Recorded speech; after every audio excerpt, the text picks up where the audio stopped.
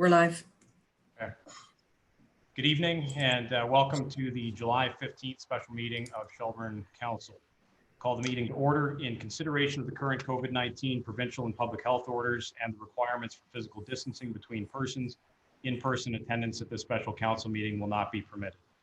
Members of the public can access a copy of the agenda and draft minutes from the Town of Shelburne website, which is shelburne.ca, and watch the council meeting video from the Shelburne YouTube channel. Correspondence related to agenda business may be submitted by email to the clerk at jwilloughby@shelburne.ca. This document can be made available in other accessible formats and with communication supports as soon as practicable and upon request. We'll start off by asking if there are any disclosures of pecuniary interest amongst any member of council. Don't see any. So with that, we will jump right in. There are 3 items on the agenda: report from the CAO, followed by 2 pieces of correspondence. What I'm going to suggest that we do is, rather than receive the CAO's report when she's finished with the presentation, we'll go through, deal with the 2 pieces of correspondence, and then circle back to the CAO's report in case the correspondence leads to any further questions regarding the report. So with that, Denise, I will turn it over to you and you can provide your presentation. Thank you, Mayor Mills. I just want to confirm that everybody can hear me okay? Yeah. Good, okay. So obviously, just for a context, because I know we have people listening or watching, that I anticipate that going through this report, given the history and the detail, will be about approximately 35 minutes or longer.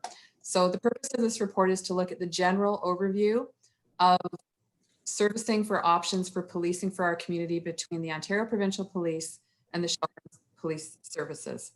So the report's going to provide a general background on the history of our prior decisions, and specifically the reason that we're here today and why a second OPP costing was provided with Council's request in January of 2020.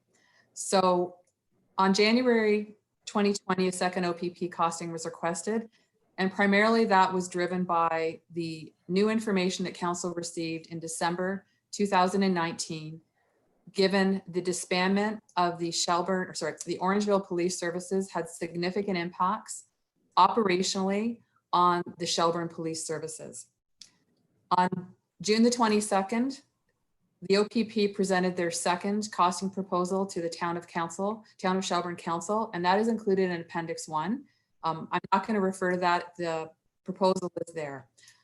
We also, as part of the process, have conducted an engagement session with the OPP, and that was held on July the 7th. And that proposal as well is included on our website and available. And that meeting was also live streamed on YouTube.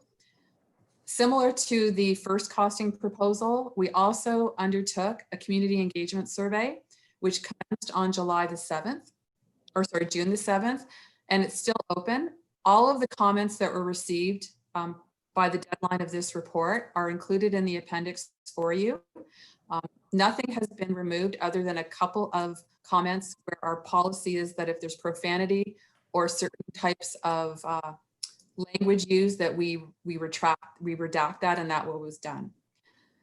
So the reason that we're actually completing this analysis again and following up from the January report that I provided is in response to the email that Council received in December regarding the MOU and the directive that existed and exists between the Shelburne Police Services and the Orangeville Police Services. For sake of background and understanding, I am going to actually read the extract verbatim that I've included in the report. The full email is provided in Appendix 2. So the following is an extraction. Over the past many years, the Shelburne Police Service has relied on the Orangeville Police Service to assist us with housing, monitoring, and the transportation of prisoners. With the recent Orangeville Council decision to disband the Orangeville Police Service, I am very concerned how we will safely and effectively deal with prisoner care and control. With the looming disbandment of the Orangeville Police Services, another area of concern for me as the police chief is supervision. The Ontario Police Services Act Regulation 3 /99, Adequacy and Effectiveness of Police Services, Section 10A states, every police chief shall ensure that there is supervision available to members of a police force 24 hours a day.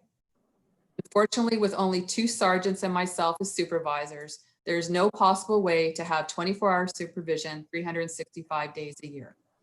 This is another area where we relied on the Orangeville Police Service to assist us, as they did have supervision 24 hours a day, 365 days a year. In order to fill this requirement, we would need to increase our supervisors by 2 or more sergeants and a rank between myself and our sergeants. Other ways our police services will be impacted by the disbandment of the Orange Police Services are dispatching, in brackets, increased costs, IT services, our mobile data terminals, court services, including WASH, which is weekend and statutory holiday coverage, court, prisoner, guarding, and shared services, including such things as breathalyzers, scenes of crime, and canine. It was due to this information and the resulting ramifications and costs that needed to be evaluated that a staff report was provided to council on January 20th. Within that report, a number of assumptions based on the urgency of our understanding of the staffing implications were taken into consideration and costed. I will note that our 2020 budget includes the Shelburne Police Services, and the staffing complement as outlined in that budget is the following: 1 police chief, 2 sergeants, 12 constables, 2 full-time administrative civilian staff, 6 auxiliary guards, in addition to 1 special constable who works an average of 8 hours a week. Additionally, when the capital costing, estimated to be approximately $3 million to borrow for a project of about $3.9 million, was approved by council in July of 2019, you stipulated as a council that the project may proceed on the condition that an SDR, or service delivery report review, was undertaken. This was to ensure that staffing would be evaluated based on a review of technology and how that may or may not impact the space and facility needs for the Shelburne Police Services. Council also approved that you would allocate from an existing reserve up to $50,000 for a consultant to undertake that work. Given this process and the request for a second OPP costing by council, the project was put on hold by the Shelburne Police Services Board and not initiated.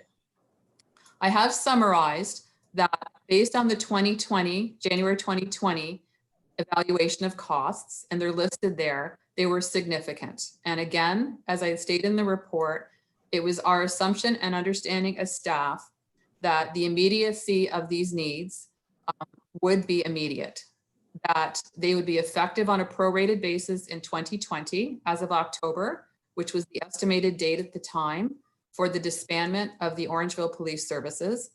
And additionally, the increased staffing and new positions were then accommodated in full in the 2021 budget.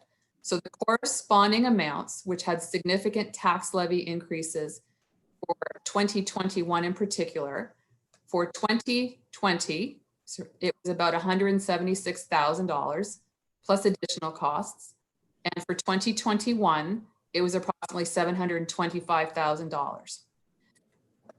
The report also referenced, given the tax levy impact of that, combined with the already approved special purpose levy of 2.88% annually, projected to be in place for 20 years to cover the debenture costs for a $3 million loan, was an additional $200,000 per year. As council will know, and I've just provided a general history, that your second OPP costing was followed by the first OPP costing. And your decision regarding the first OPP costing was to continue with our Shelburne Police Services. I will note that all the evaluation that we undertook in 2019, working with POMAX, and Mr. Hamadides is with us tonight because he assisted staff with some of the costing related to cumulative 10-year projections that I'll speak to later. I'm going to refer again to the fact that that analysis completed a number of scenarios And in every scenario, there were significant cost savings by cost avoidance for capital, ranging from about 3.9 to 14 or 12 million dollars. In none of those scenarios, however, was this particular impact evaluated. As noted, we weren't aware of this impact when we undertook all the review in 2019.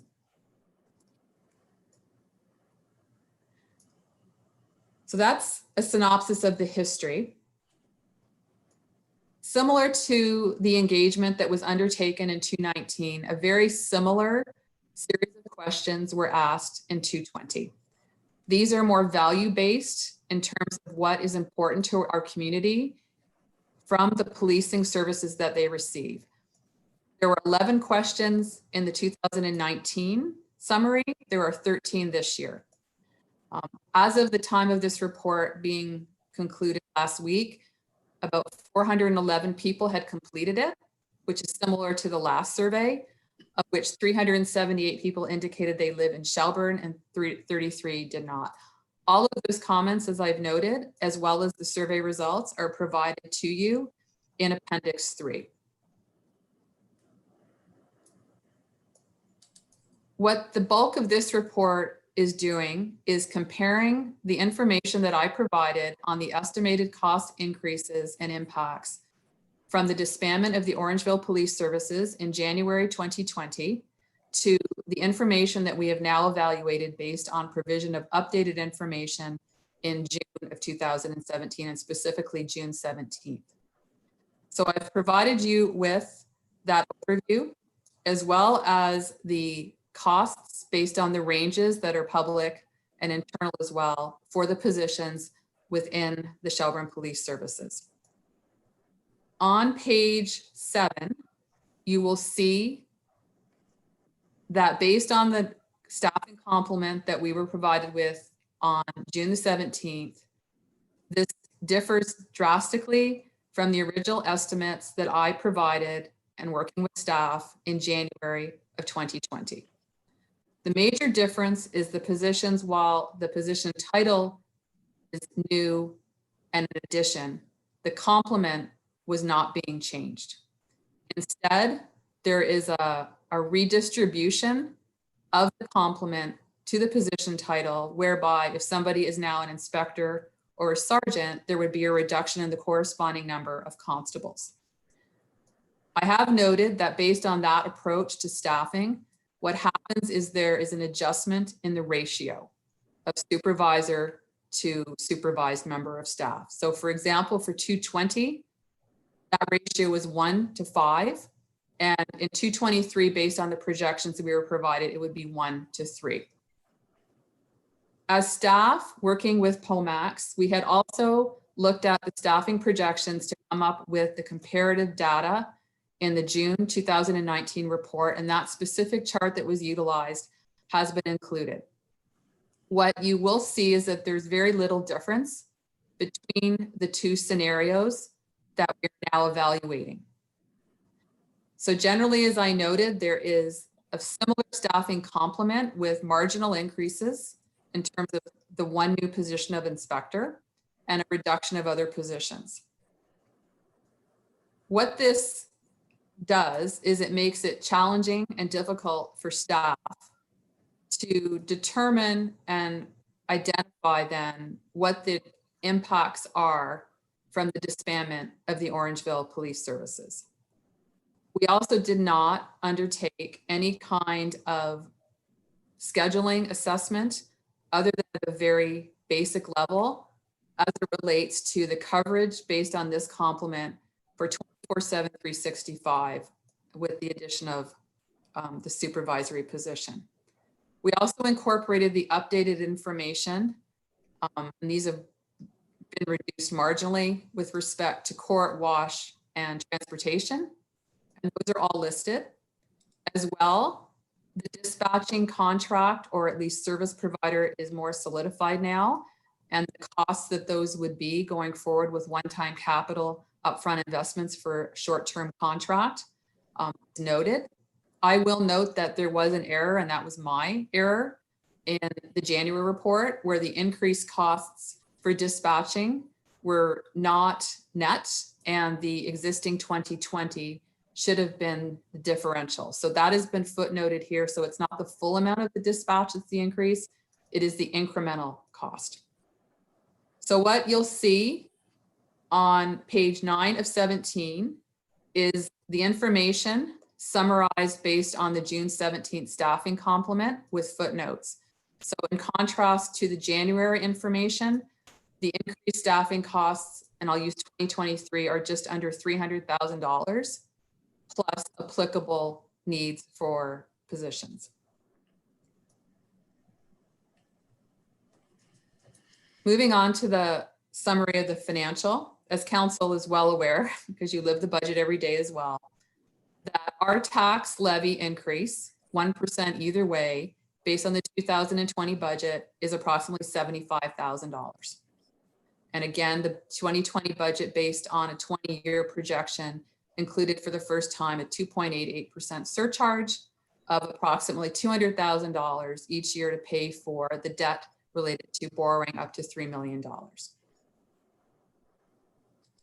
A summary of the 2020 Shelburne Police Services budget is provided. There are a number of different ways to interpret this because the way our budget is structured doesn't consolidate this budget. I guess the key information is to look at the gross operating budget of about 2.7, the corresponding revenues so that the net budget is 2.6. As we outlined through the consultant's report and within our own budget is that there are a number of administrative costs that are not incorporated into the Shelburne Police Services budget, but are carried in the town budget. They are detailed on a separate line. This is for support for HR, for payroll administration, for accounts receivable, accounts, all the things that traditionally, if you had a staff member doing, those would be borne in your budget. Additionally, the capital budget is carried as a separate line. So if we added all of those together, the gross net total budget is 2.788. And then again, I've summarized what the estimated new impacts are based on the June 17th data and the staffing complement based on 2021 to 2023. And in each case, it's just under $300,000 plus the kinds of things we would have to just tally. On June 22nd, the OPP presented their costing proposal. And their cost is $2.8 million based on a 2020 budget. They outlined, similar to the last proposal, that there are one-time startup costs, and these have been escalated marginally, and they're now about $418,000. So we're for a grand total of $3.2 million. They also indicated in the footnotes that there may be potentially other costs in addition to those costs, ranging from $60,000 to $90,000 for various needs for beat radio system, a parking lot expansion if required, gun lockers, and a gun vault. Within the analysis, we have outlined that because these costs, similar to them being eligible costs for DCs within our own building expansion, that all of those costs for one-time and capital related needs would be development charges applicable and would be funded from that particular account. As of this report, the DCs are approximately $583,000. We did project when we did the original budget going forward that our DCs and policing would be probably up to about $800,000 when the capital project was initiated, but that is obviously reliant on that cash flow being realized. So we're looking only at what we actually have available to us right now. There's been a lot of questions with respect to the contract and the terms. So I'm just going to reiterate that the OPP, based on their proposal, provides a 3-year costing contract, or sorry, a 3-year contract transitionally. And the reason they do that is to ensure that they can collect the appropriate data on the calls for service of the community they are policing to ensure that then their estimates, when you roll into the 4th or 4th and a half year, are based on their billing model. In the past, council had a separate meeting and a presentation from the OPP on the billing model. That was more just an overview of how it functions. We haven't incorporated, or I haven't re-added that particular attachment from 2019 to this report. So the next two charts are a high-level summary of the analysis that we undertook on the difference between the Shelburne Police Services and the first 3 years of a transition contract and the following 7 years based on a transition to the billing model. In 2021, given the estimated date of the transition being in late February, 2021 would be a hybrid year where approximately 2 months or just under 2 months would be with the Shelburne Police Services, and the duration of the year would be with the OPP. So you can see what the net police servicing costs would be in that year, and it's about $2.8 million, which is very similar to the current costs. The difference with respect to what's been summarized for 2021 is we've indicated what the estimated severance would be based on the 3 existing contracts, which have currently expired and are under negotiation, of about $2.566 million. So when you factor that in, it does appear that the cost in 2021 is $5.4 million for 1 year. I'll explain later that while that number is there, it would actually be carried over a number of years in terms of the payback and the recovery approach. The next chart, and again, this was done working with POMAX, and if there's any specific questions about the numbers behind this, I'll be referring to Mr. Hambadides, who will join us. But I think at a high level, what we've shown based on a number of, I think, accurate estimates and taking into account reasonable increases, recognizing that the majority of costs on an operating budget for policing is salaries and administration. We know that the OPP's contracts that they currently have, what those wage rates are, and they're approved, and we've noted those in the analysis. We've used assumptions with respect to the wage increases that would likely be applicable to the Shelburne Police Services as well. And I think it's quite common to use a 2% COLA. And we've also evaluated all of the benefits based on the contracts and what usually is the norm. They don't change, they usually stay the same. Comparing that as well, I'll just go back to that one chart. So if you look at the last column, after the 3-year transition contract is where the operating savings would be starting to accrue to the town of Shelburne. And the reason it's a cumulative effect based on this analysis is that we would have to factor in the costs of the severance to be covered from the operating savings before we would generate new savings. I guess that's the best way to explain it. So the cumulative savings after a 10-year estimate is approximately 5.9 million operationally, including severance.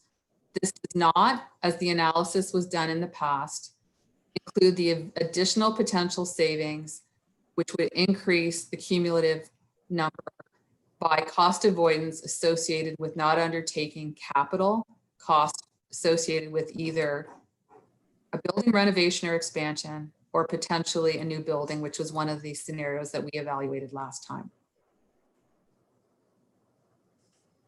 What's critical to understanding, or at least incorporating into the estimates for the future police costs from the OPP, is using their billing model in the years post the transition contract. We know that the current billing per household is $183. That's been escalated over the term of the 10 years, and we believe that the approach is very reasonable, because if we look at the list of municipalities that are provided later in the report, many of which are similar in size to Shelburne or larger, have strong urban like downtown or character communities, and populations that are similar or larger. If you look at their calls as well as their costs per property, and again, there is a difference between the property and a household. We are using property and the same number of properties as the OPP, which is about 3,000. There are not many municipalities on that list that exceed $500 per household. So the 5-year overview that the OPP provides in their website reinforces that there has not been significant annual increases on the cost per property in the communities that they police. So we feel confident that estimating the future costs for the town of Shelburne are based on valid data. As I already mentioned, and it's in the chart, the estimated cumulative savings is about 5.9 million over 10 years. The cumulative savings would change upward or downward based on the severance estimates, because that is the critical determinant of when the recovery year is in place. And right now, that's estimated to be 2027. I've also noted, similar to my other comment, that this was operational assessment only. With the OPP, there's no additional capital related costs that we are currently forecasting for a building renovation of approximately $3 million and the borrowing associated with that. Additionally, when we undertook those cost estimates, they were based on 2019 to 219 construction values. And while escalated, they may need to be revisited given the post-COVID-19 or COVID-19 capital construction costs we all know have increased, which may result in the building renovation being more than $3 million, and that would have to be validated. And that in turn would result in more money needing to be borrowed. The other issue that we have to evaluate as well is with that building, we had originally anticipated what our development charges would be to not be borrowing a project that's up to 3.9. If any development doesn't proceed as anticipated, we would have to then borrow the balance of anything that the DCs had not yet provided financing for, and then pay the DCs back.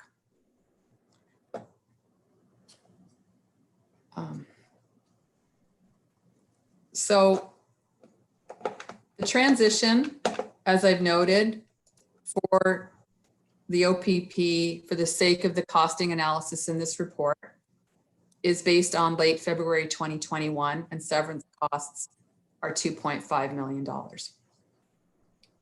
We currently have 3 agreements related to 17 positions that would be the recipients of that money throughout the contracts.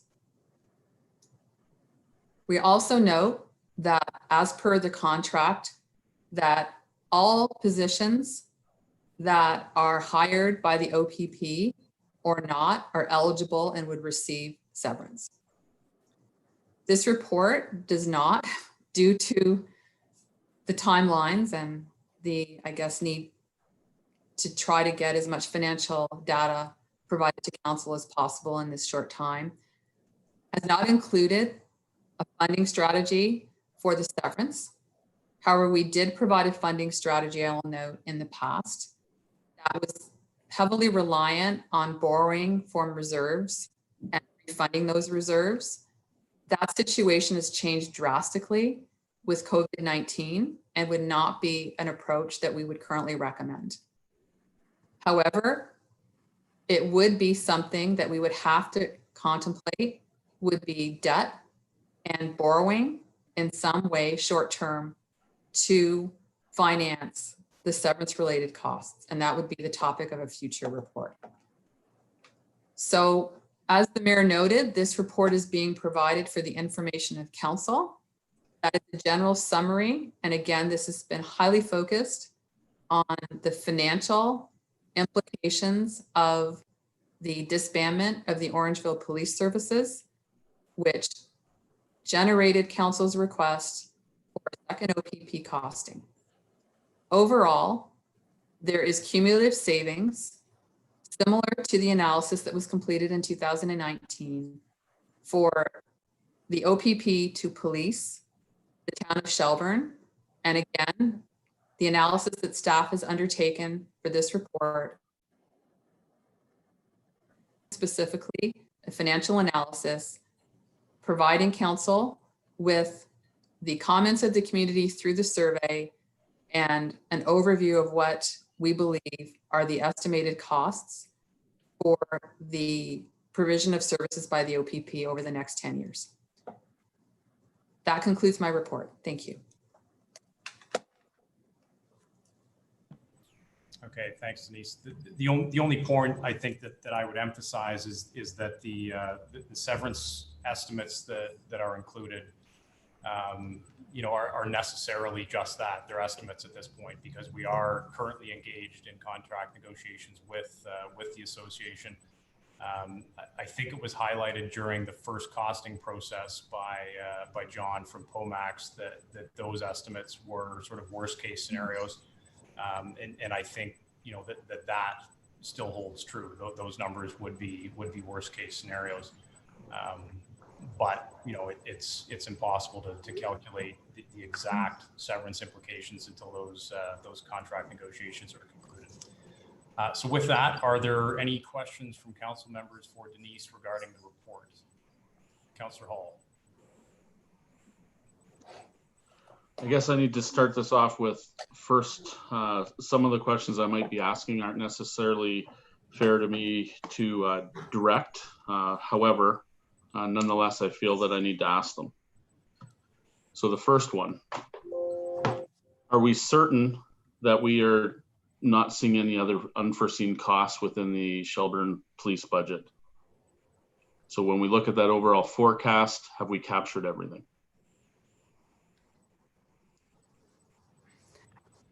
Sorry, you mean have we undervalued what the costs are?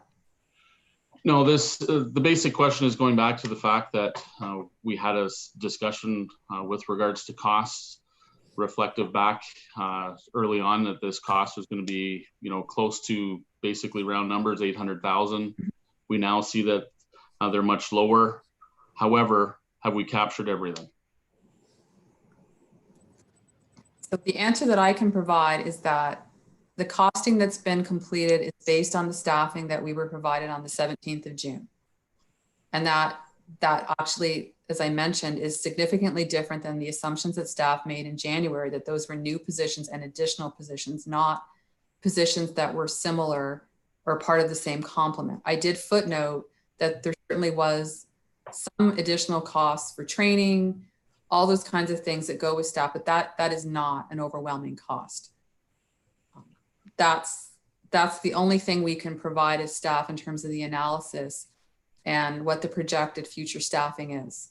The only thing I did comment is we did not complete a comprehensive analysis on scheduling based on 365, 7 days, 7,365 on how that schedule would work in terms of this. I did mention too that it's difficult for myself and staff to now identify what the staffing impacts are from the disbandment when we look at the data that we had for 2019. And I think the treasurer, if necessary, can speak to the fact that this staffing complement as of June is actually somewhat different than the staffing complement, at least the projections and some of the staff structure that we had incorporated into the 220 budget projection. So again, this was a request to have the information so that it could be incorporated into this report. Does that answer your question? Yes, it does. Now I do have a few more. The next, and basically it's just, again, looking at your overall charts and ensuring that I can have a true comparison of the OPP cost per property versus the Shelburne Police Services cost per property. So if I was to look at your page 13, column B, which is listed as the annual SPS cost of operations. And then if I'm to divide that number by your chart on page 14, again, column B, which is the estimated properties based on the OPP. Yes. Those two figures then, if I do that division, should give me a comparable back to the Shelburne Police Services versus the OPP, correct? Yeah, I'm going to ask Mr. Hambadides to bring himself on the screen, just in case. Yes, so what we had provided as well in this summary is if you go back to the existing 2020 approved budget for the Shelburne Police Services, you have 3 scenarios that you could use to determine the per property count based on the 2020 budget. You could look at the net operating budget on the line that's basically the gross budget less the revenues for that number. So that's one scenario. You could do a second scenario where you add in the administrative costs of about $79,000 for scenario 2 per property cost. Or you could do a scenario 3 and add all 3 functional areas, including the capital. In any of those scenarios, the cost per property is over $900. And if I can just ask the treasurer just to confirm that, because I don't have the email in front of me. I mean, it's a little higher, but I mean, I think that's a base number, 900 a property.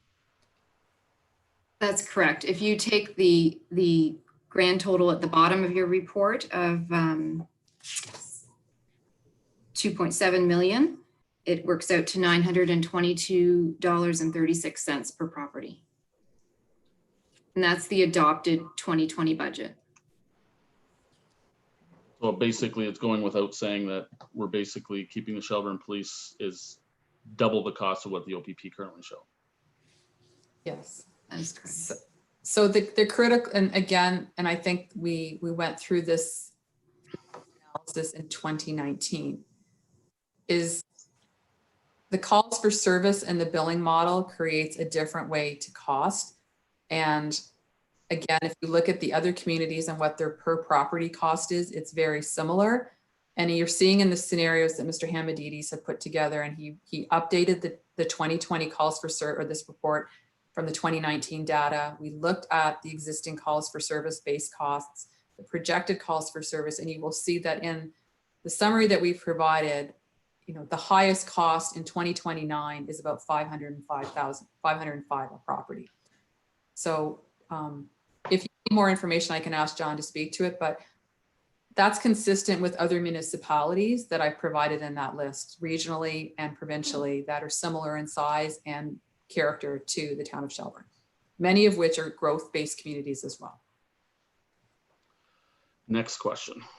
When I look at the basically the staffing, and I look at the current staffing, and then I look at the forecasted staffing going in the outward direction. Basically, we noted that there was a need for a special constable as well as the wash duties. I understand that there's some costing that's related to that, but I don't see that that position or those positions are reflective in the actual staffing. Is that correct? Yes, they're extra costs. So the one footnote for the one is saying that it's going to be charged to overtime. And again, I'm not able to answer the operational functional side of this. Our role was to evaluate the financial impact of it and provide counsel with the evaluation and the comparative data.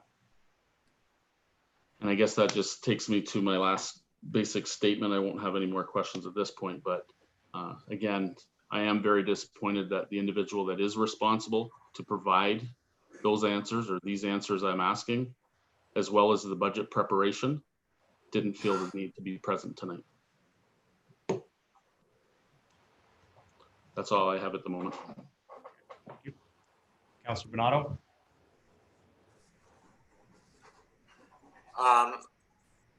Denise, in the report, I know you gave some of the administrative costs, but none of the costs for the building in regards to heat, cleaning, those were not included, correct? Sorry, Councilor Bernardo, with the new building or existing building? Even with the existing building.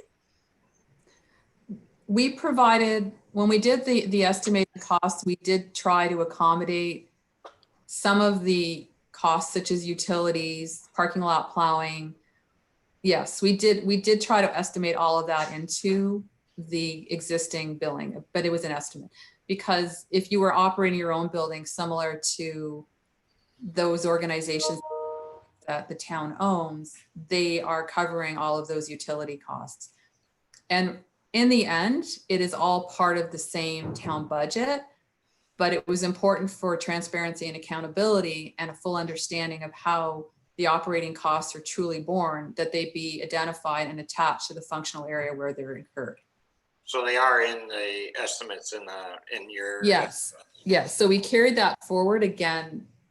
That's why I summarized for you in that one projection. Our budget is currently compartmentalized into 3 areas: the police services budget, a separate GL line, which is carried under that budget for the admin, and then obviously a capital budget. But again, this is general capital. I'm going to call it minor capital. The building has not been, the $3 million was not evaluated as part of the comparative costing as it was in the scenarios in 2019. We did solely an operating to operating evaluation because you already are well aware of your direction with respect to a building renovation to borrow up to $3 million for a project estimated to be about 3.9 million. Yeah. And my other question, maybe it's more of a statement. It seems to me we're having more supervisory roles created in the future, less officers. And how does that reflect on what happens on the street level or protection level, going by the projections that was provided to you in the future, having the inspector and more sergeants and less officers?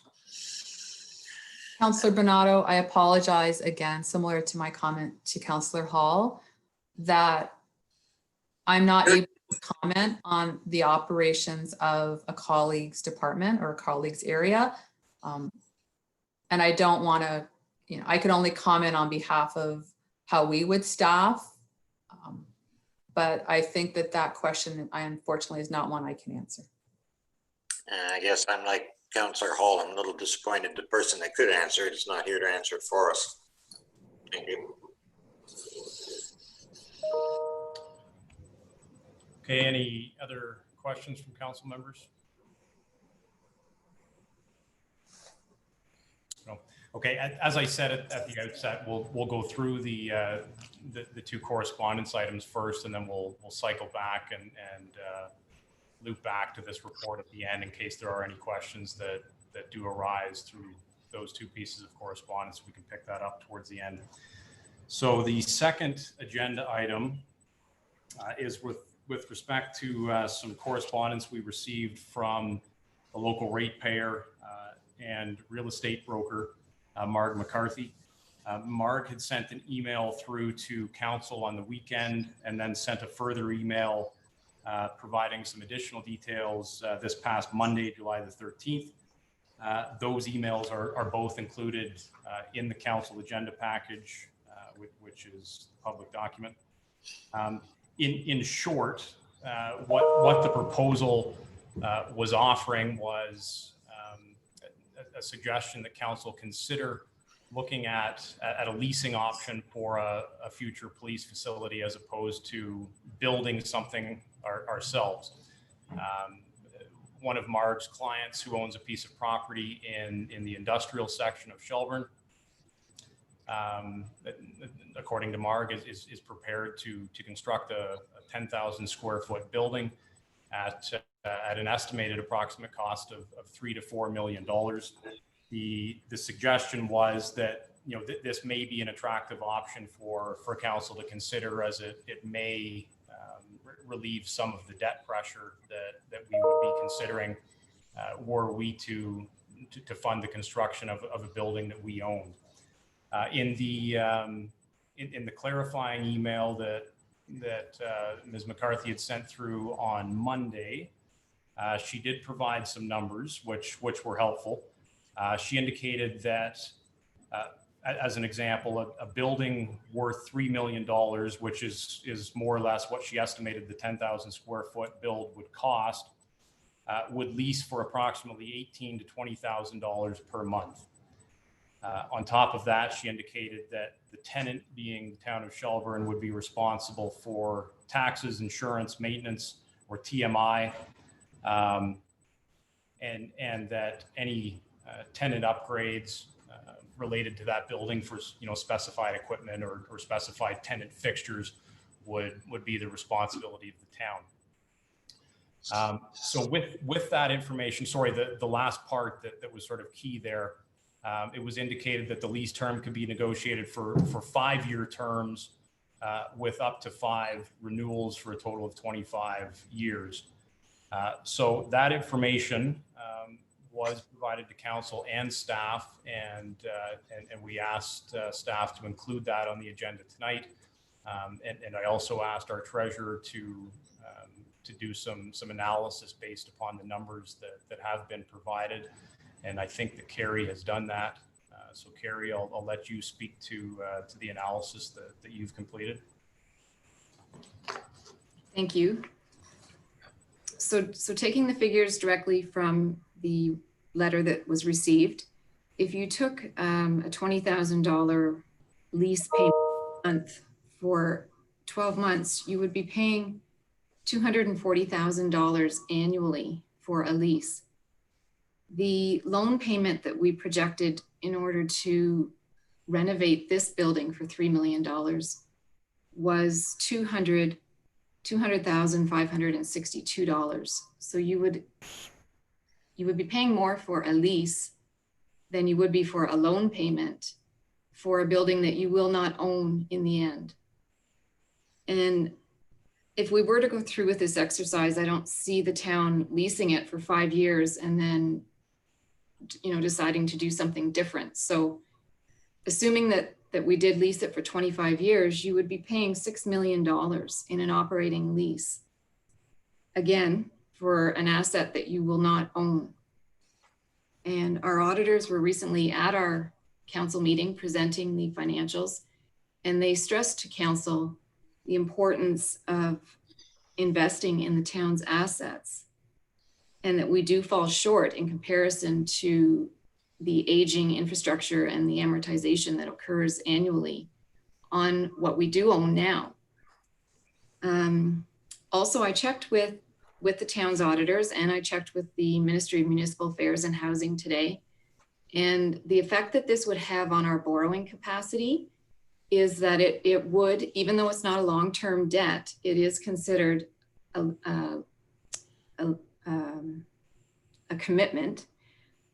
It would lower our borrowing capacity. So it would still affect our annual long-term debt in a negative way. Okay, so I guess the rationale is there, and I do remember some discussion about that during the last term of council when we were considering the leasing option in general, and I guess the rationale is there, because the town is committed to those lease payments on an ongoing basis, that would reduce our ability to service any future debt, just like any homeowner. I mean, if you have a car payment that you're committed to paying every month, that's going to reduce your debt limit for a house in the eyes of the bank. Correct. Okay.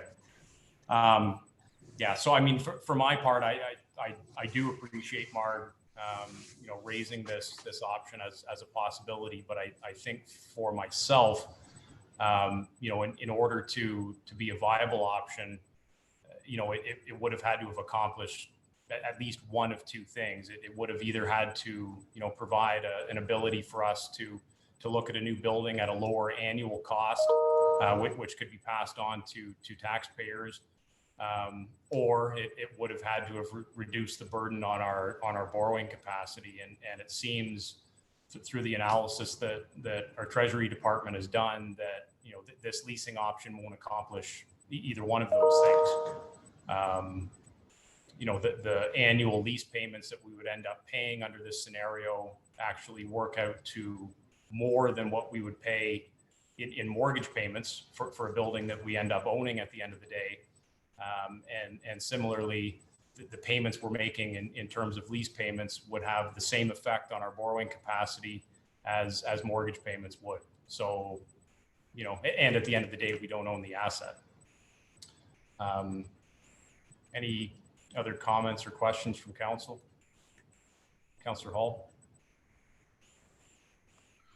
Again, just to put it into perspective, in the private sector, that's identified as a capital lease. And as such, with a capital lease, it does go against your overall debt level, as well as the fact that it's an item that you don't even have the ability for depreciation.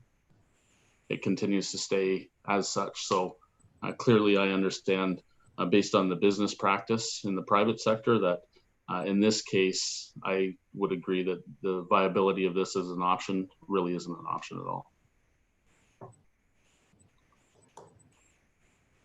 Okay.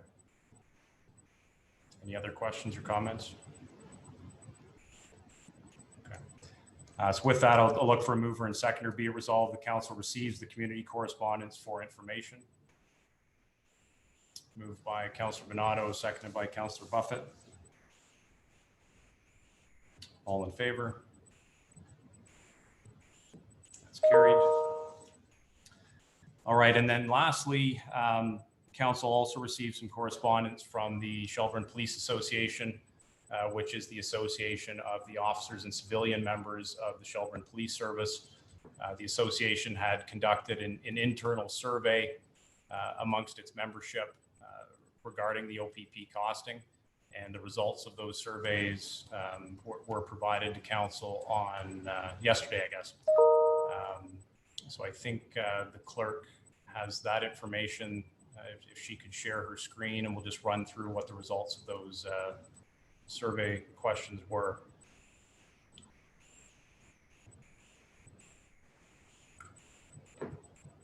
Okay, so question 1 read, the public survey asks how important a number of service areas or values are when considering policing services. That relates to the survey that the town conducted for members of the public. From an officer's perspective, please rank the following areas, with 1 being most important and 5 being the least important. And I guess the aggregate ranking from the officers who responded to the survey were as follows. Number 1, or most important, was trusting police officers, followed by officer training and education, followed by diversity and gender representation in the police service, then traffic enforcement, and finally the RIDE program. Question 2 asked, what effect would an OPP transition have on public safety? None of the respondents answered that it would have a very positive effect. 33.3% of the respondents answered that it would have a positive effect. And the remaining 66.67% of respondents answered that it would have a neutral effect. There were no respondents that thought it would have a negative or very negative effect. Question 3 asked, what effect would an OPP transition have on traffic enforcement? No respondents answered that it would have a positive effect. 88.89% of respondents answered that it would have a neutral effect, and the remaining 11.11% of respondents answered that it would have a negative effect.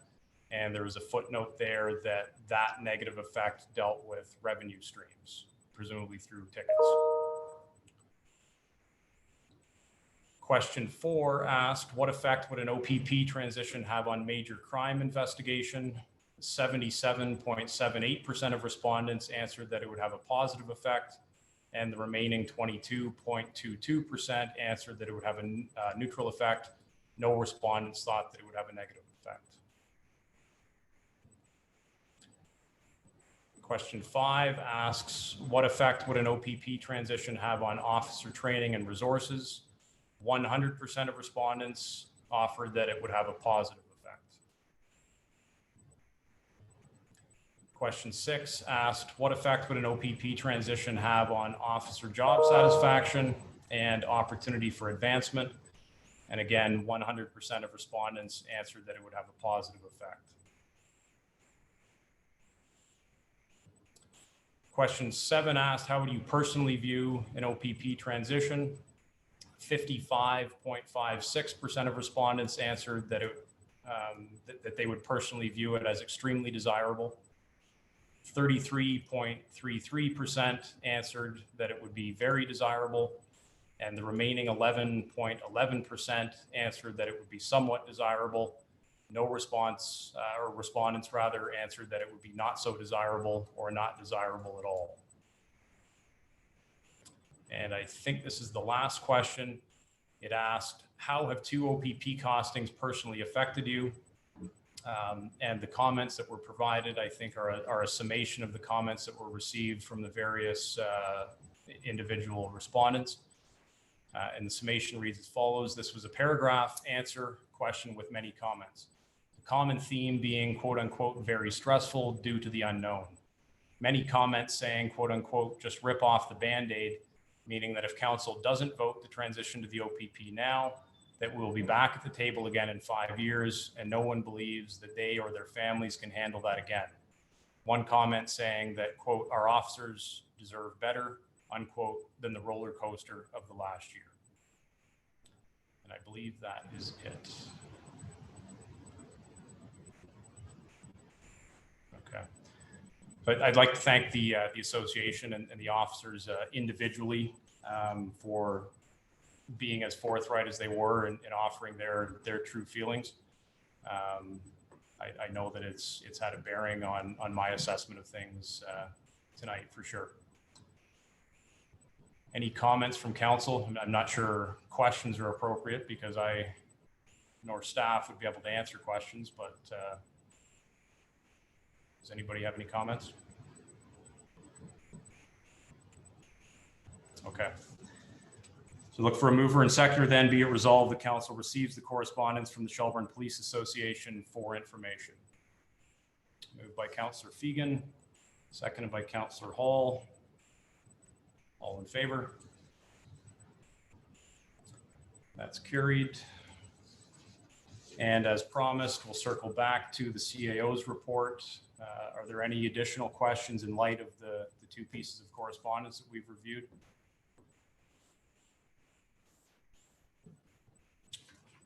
Seeing none, then I have a motion. I will move this motion, and it reads as follows. Be it resolved, the council receives report CAO 2020-07 regarding police services options and general review, Ontario Provincial Police and Shelburne Police Services for information. And that staff be directed to advise the OPP that their contract policing proposal dated June 22nd, 2020 to provide policing services to the town of Shelburne is accepted. And that staff provide the funding strategy for the estimated Shelburne police severance costs and outline this within the draft 2021 budget for the consideration of council. Do I have a seconder for that motion? I'll second it. Seconded by Councillor Bernardo. So as mover, I will go through and offer my comments with respect to the motion. I'll then allow Councillor Bernardo as seconder to offer his comments. We'll then run through in alphabetical order through the rest of council, and we'll conclude with a vote. So to provide some context as to where we are tonight, I do think it's helpful to go back to the beginning. During the last term, the last council received a formal report known as the Walter Fetty Report from the then Shelburne Police Services Board, which indicated that the existing Shelburne Police Service facility was no longer serving the needs of the service. 3 options were outlined in that report, and those included the construction of a new building, the renovation and expansion of the existing facility, or the purchase of an existing building that would then in turn require retrofitting to suit it to the police services needs. During those discussions, the last council decided that it was the prudent thing to pursue an OPP costing as a way of surveying an additional option outside of the major capital expenditures involved in providing a new police facility. At the time, Mayor Bennington said quite accurately that we don't have a police problem in the town of Shelburne, but we do have a police facility problem. This current council was then elected and took office partway through that first OPP costing process. In the end, this council devised a plan that effectively solved the facility problems. And on that basis, this council voted unanimously last July to keep our municipal police service. This accommodation plan that was considered last year called for the renovation and expansion of the current facility at a cost of approximately $3.9 million, $3 million of which would have been raised through borrowing. Was this a perfect plan? No, it certainly wasn't. And at the time, we heard time and time again that that plan was going to push the town to its financial limits. Still, this council resolved to try to make that work, and we voted as we did to keep our Shelburne Police Service on that basis.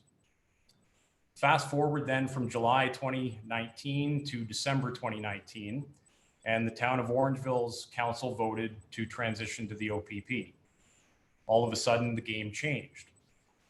This decision by the Orangeville Council had a ripple effect on us, and it meant higher costs for dispatch and supervision going forward, as well as the removal of any possible future partnership options that would have improved or strengthened the long-term sustainability of the Shelburne Police Service. Faced with this new reality, this council voted unanimously in January of 2020 to obtain a second OPP costing. That costing is now in, and the analysis has been completed. The staff report, which we received tonight, that contains that analysis, has been in the public realm since last Friday, and we've all had an opportunity to carefully review it, and we've had an opportunity to ask questions this evening. The analysis and the facts underlying that analysis paint a very clear picture, which is unfortunately this: our ability to continue with a municipal police force is just no longer financially sustainable.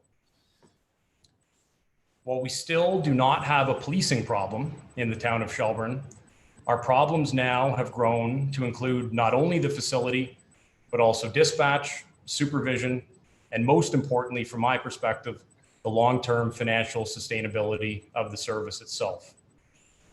They say that misery likes company, and whether or not that's true, it's important to note that we are not alone in this struggle. Small municipal police services around the province are facing similar issues, and municipal councils are being left with the difficult decisions of transitioning to the OPP or considering amalgamations or contracts for service with other larger neighboring services. Unfortunately, we in the town of Shelburne no longer have any of those options available to us, as there are no other municipal services in close proximity. So in the final analysis, it comes down to this. For me, municipal policing in the town of Shelburne is just simply no longer financially sustainable, and we are without any additional partnership options to consider. Therefore, a transition to the OPP is inevitable, either now or in the very near future. If we lack the courage to make the difficult and responsible decision that is required now, then what we are doing is effectively delaying the inevitable. And we are allowing the Shelburne Police Service, an institution with over 100 years of proud service, to suffer a slow and painful demise. I'm not prepared to allow that to happen. The institution itself deserves better than this. And more importantly, our officers deserve better than this. To those who are still concerned about the level of service that we can expect from the OPP, I would remind you of the survey results that we just saw tonight from our own Shelburne officers. In a number of critical service areas, our own officers are telling us that we can expect to see no change or perhaps even a positive impact as a result of an eventual transition to the OPP. I know that many people are fearful of change, but when it comes to this one, I, for myself, am going to trust the judgment and opinions of our own officers instead of those providing emotional commentary on social media. Finally, in closing, I do want to speak directly to the members of the Shelburne Police Service. As your mayor, I will be forever grateful for the service that you have provided to our community. Your dedication to serving our community for decades is a true testament to the level of commitment that you have, both individually and collectively. The Dufferin OPP detachment will be lucky to have you join their forces, and I look forward to seeing you continue to serve our community, albeit in different uniforms. My pledge to each of you is this, and that is to make sure that this professional transition for each of you is as smooth as possible. I know that you and your families have endured a stressful couple of years, and I have no intentions in making that any more difficult. We've heard your concerns, and we understand that you do not want this inevitable transition to be put off or prolonged any further. That is why I've put forward the motion that I have tonight, and I do hope that the rest of council will support it. Councillor Bernardo.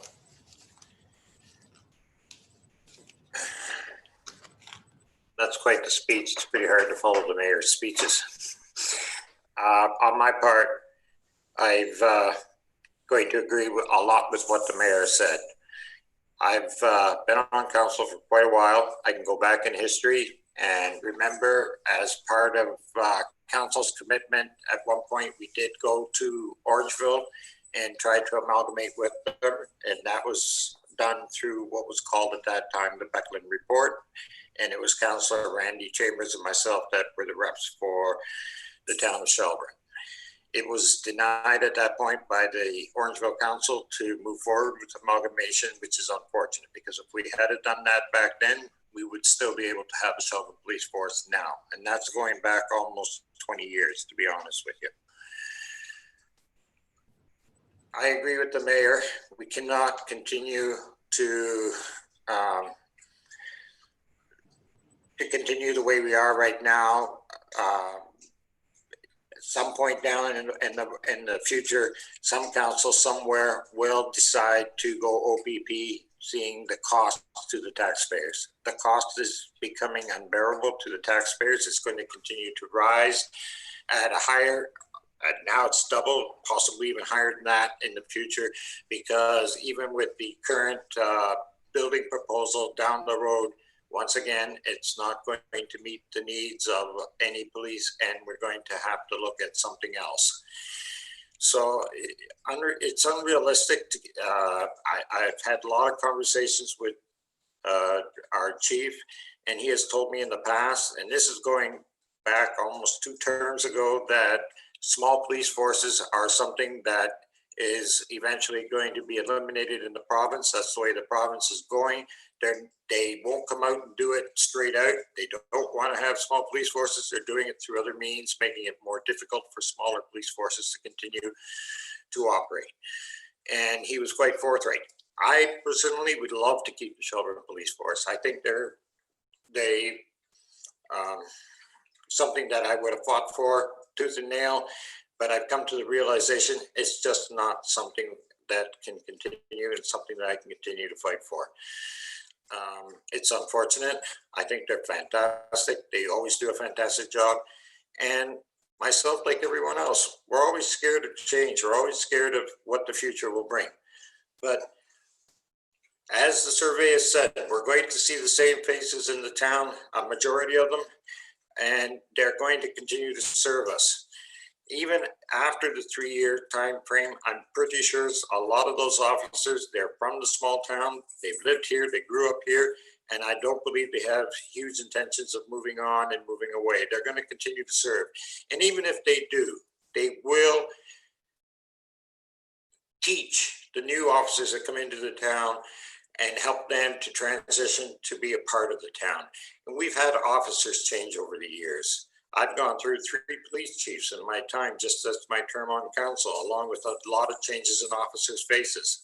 When I started out to where I am now, I've seen the changes in the officers. So new officers come in, they become part of the community, and this will continue on even with the OPP. So I'm prepared to go forward, and that's why I've seconded the motion. While I hate losing the Shelburne Police, I think, and I agree with the mayor, let's just do what they said, rip the Band-Aid off and let them go with dignity and as a proud force. And again, like the mayor, I'd like to thank each individual officer in the police force for all of the service that they've had for us. And I'll leave it at that. Thanks, Councillor Bernardo. Before I move on to the additional comments, I do just want to indicate I just received a text from Police Chief Moore, who's indicating that that he wasn't invited to tonight's meeting, so he wanted that to be addressed. So we'll go through alphabetically from this point on, so Deputy Mayor Anderson, you're up next. Thanks, Mayor. For those who are viewing live and for those who are going to be watching this video subsequently, I think it's important to make very clear that none of us anticipated being here tonight making this decision. When we made the decision to keep the Shelburne Police quite some time ago, we made that decision after listening to the community, looking at our finances, and understanding that the value that the Shelburne Police bring to our community. But we've heard from the CEO now on a number of occasions that council was provided with new and unexpected costs. And I think that's very important to point out. That has made the keeping of the Shelburne Police, as we've heard from Mayor Mills and Councillor Bernardo, no longer financially feasible. At the end of the day, we are elected to make decisions that are financially prudent for our community and to protect, and I would suggest respect, taxpayers' dollars. And I think the decision that we are making tonight is going to do just that. So I think it's without question that each and every one of us value the services that the Shelburne Police has brought to our community. And I agree that it's time to rip off the Band-Aid and do what we need to do today. And as Councilor Bernardo said, I'll leave it at that as well. So thank you. Thank you. Councillor Buffett.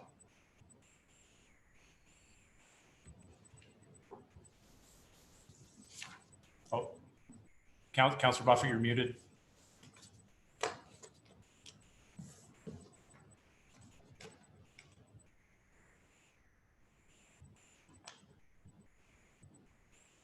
Sorry, Councillor, you're still muted. There we go. Okay, sorry, something wrong with my iPad, or maybe it's me. The decision tonight that I came to was a very difficult one, because I was hoping tonight that I would hear from other members of council that they wanted to support continuation with the police service. I realized after listening to some of the comments from the current police force that they would be happier moving on and transitioning into the OPP, which is to me very disappointing to hear. But I did want to point out some of the other financial aspects of this change, just to bring to everybody's attention that it's not just a straightforward black and white issue. So if I could just take a minute to go through a few things here. Basically, when we look at the comparison between the costing for the OPP and the costing for Shelburne Police, we start off being in a deficit of 5.4 million, and it takes us 5 years to break even. Then at that point, we're looking at the costing that's been provided for us that can't be guaranteed on the actual costing to have the OPP with, excuse me, provide that service.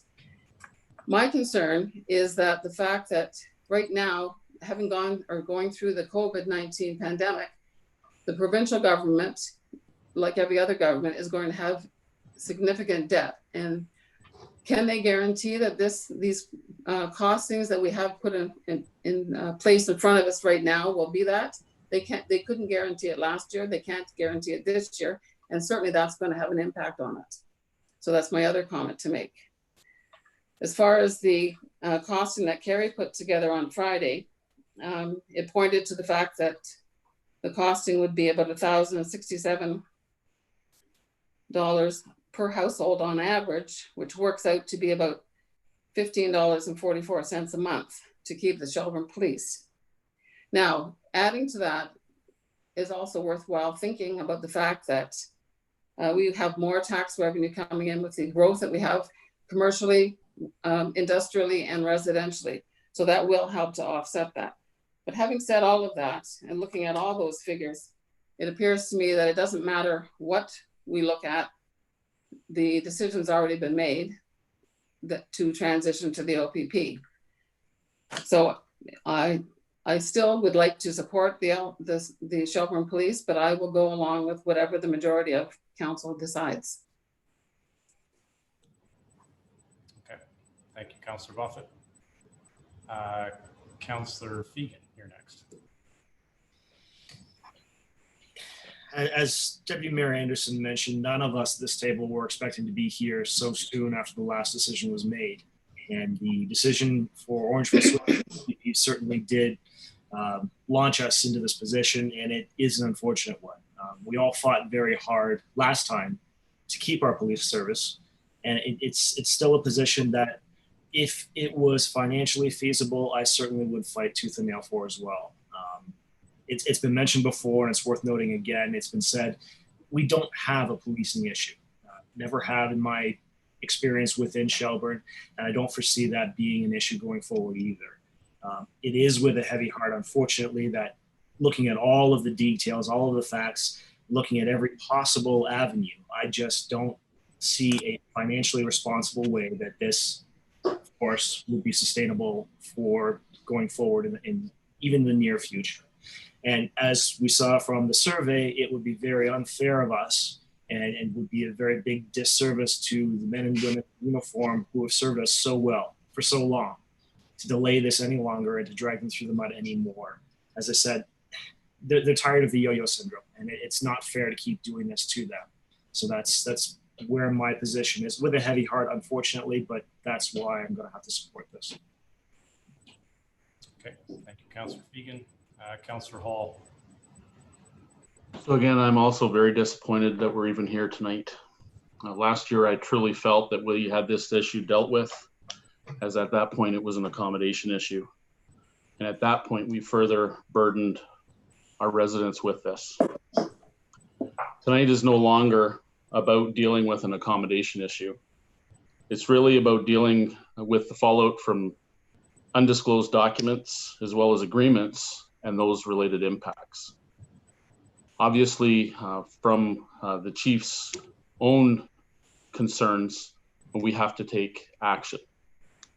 And that action obviously leads us to where we are tonight. I do, however, still struggle with the lack of transparency when it was needed most.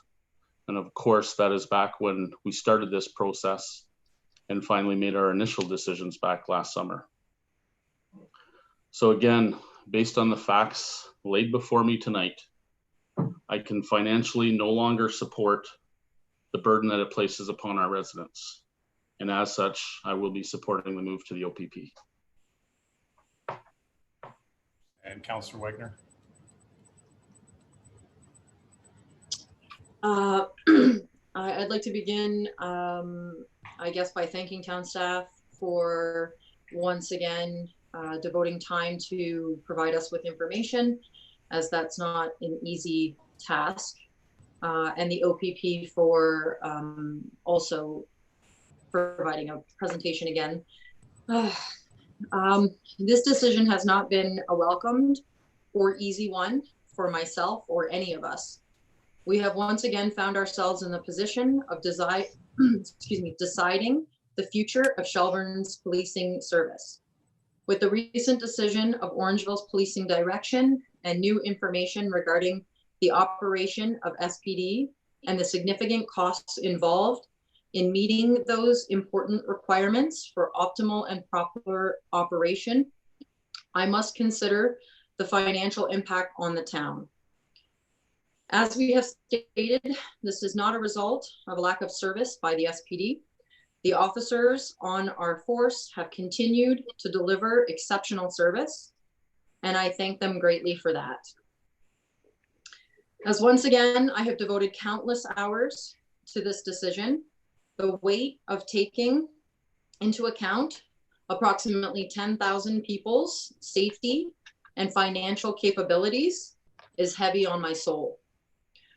Why is this? Because I live here too, and my decision affects us all. I believe that our officers deserve better than the roller coaster of uncertainty they have been given. Thank you. Thank you. Madam Clerk, I ask for a recorded vote. Yes, sir. So a recorded vote has been requested. When I call your name, please indicate yes or no. sorry, just before we do that, would any member of council like me to reread the motion? Okay. Deputy Mayor Anderson, Yes. Councillor Bernardo, Councillor Buffett, Yes. Councillor Fegan, Yes. Councillor Hall, Yes. Councillor Wagner, Yes. Mayor Mills. Yes. That motion's carried. Okay, thank you. All right, so confirming bylaw reads, be it resolved that leave be given for the reading and enacting a bylaw number 32, 2020, being a bylaw to confirm certain proceedings of the Council of the Corporation of the Town of Shelburne for its special council meeting held July 15th, 2020. Ask for a mover and seconder for that.